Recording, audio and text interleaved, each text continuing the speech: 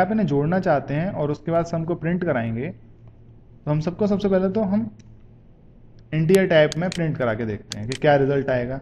Result आ रहा है 18। क्यों रिजल्ट 18 आ रहा है? क्योंकि 9 और 9 जब यहां पर जुड़ा, 9 + 9 जुड़ा तो सम की वैल्यू कितनी हो गई? 18 हो गई। ये ट्रंकेट किया गया। ऐसा क्यों हुआ है मैं आपको बताता हूं। क्योंकि हम असाइनमेंट ऑपरेटर का इस्तेमाल कर रहे हैं। असाइनमेंट ऑपरेटर का ये काम होता है कि जो भी उसके राइट हैंड साइड में वैल्यू होती है उस वैल्यू को वो लेफ्ट हैंड साइड के वेरिएबल के डेटा टाइप में कन्वर्ट कर देता है। तो यहाँ पर जब 9 और 9.876 जुड़े तो उनकी वैल्यू तो वही आई, फ्लोट। तो कितनी वैल्यू थी उस समय? 18.876। लेकिन जब वो वैल्यू सम में गई तो डेटा टाइप चेंज हुआ, और जब डेटा टाइप चेंज होगा तो क्या वैल्यू हो जाएगी? 18। तो इस वजह से हमें 18 मिला। नहीं तो अगर हम डायरेक्ट करें, इसको यहां से हटा देते हैं इस लाइन को, हम a + b को डायरेक्ट प्रिंट करा देते हैं। ऐसा भी तो हम कर सकते हैं कि हम a + b को यहीं पर जोड़कर प्रिंट कराएं। तो अगर हम यहाँ जोड़कर प्रिंट कराएंगे तो देखिए अब टाइप कास्टिंग के लिए कोई तरीका नहीं है, डेटा टाइप चेंज नहीं होगा, क्योंकि ना तो असाइनमेंट ऑपरेटर इस्तेमाल कर रहे हैं ना ही हम इसका टाइप कास्ट कर रहे हैं। तो इस केस में 18.876 रिजल्ट आएगा। लेकिन क्योंकि हम उसको प्रिंट करवा रहे हैं इंटीजर डेटा टाइप में, तो इस वजह से क्या होगा? कुछ उल्टी सीधी वैल्यू, कोई भी गार्बेज वैल्यू प्रिंट हो जाएगी, क्योंकि प्रॉपरली ना तो टाइप कास्टिंग हुई है और ना ही वो एक इंटीजर टाइप रिजल्ट प्रोड्यूस कर रहा है। लेकिन जब हम इसको फ्लोट में प्रिंट कराएंगे तो एकदम सही आएगा, कोई एरर नहीं आएगी। देखिए 18.876 आ रहा है। अब हम क्या करते हैं, अगर हम ये चाहते हैं कि उसके बाद भी वैल्यू कैसी आए?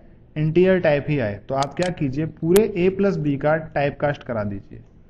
अगर हम a + b का टाइप कास्ट कराना चाहते हैं तो हमें इस तरह नहीं लिखना पड़ेगा, क्योंकि इस तरह क्या होगा? सिर्फ a का टाइप कास्ट होगा।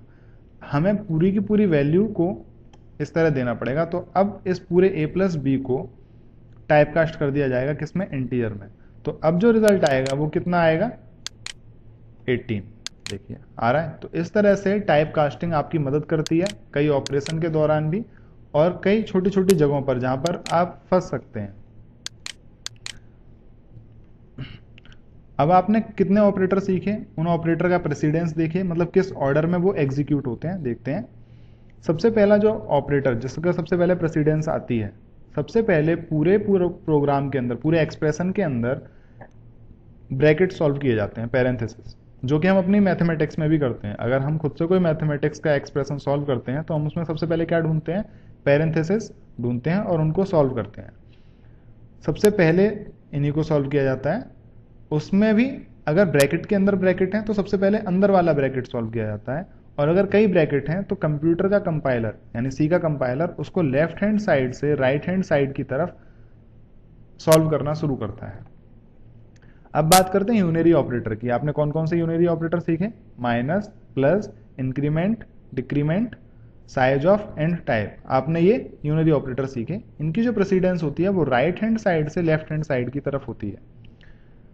इनटू, डिवीजन और मॉड्यूलस, ये लेफ्ट हैंड साइड से राइट हैंड साइड की तरफ सॉल्व होते हैं।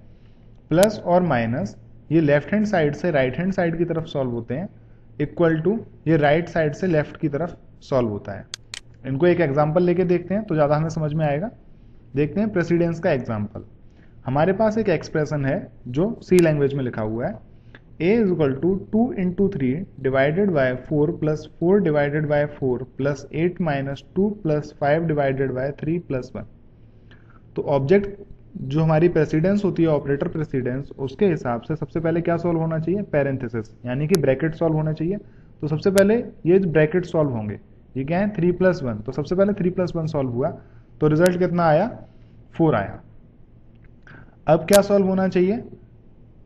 अब हमारे पास दो तरह के ऑपरेटर हैं, इनटू, डिवीजन, इन दोनों की सेम प्रेसिडेंस है, और प्लस माइनस, इन दोनों की सेम प्रेसिडेंस है। सबसे पहले इनटू और डिवीजन सॉल्व होंगे, लेकिन राइट हैंड साइड से सॉल्व होना शुरू होते हैं या लेफ्ट हैंड साइड से सॉल्व होना शुरू होते हैं? ये लेफ्ट हैंड साइड से सॉल्व होना शुरू होते हैं। तो सबसे पहले ये वाला मल्टीप्लीकेशन सॉल्व होगा तो वैल्यू कितनी आएगी? 6 आएगी। अब इसके होने के बाद जो बचा है वो क्या होता है? अब इस एक्सप्रेशन में देखिए, सबसे पहले ये है डिवीजन, तो ये सॉल्व होगा। तो अब जो वैल्यू आएगी वो कितनी आएगी? 1 आएगी। 6 को डिवाइड किया जब 4 से तो यहाँ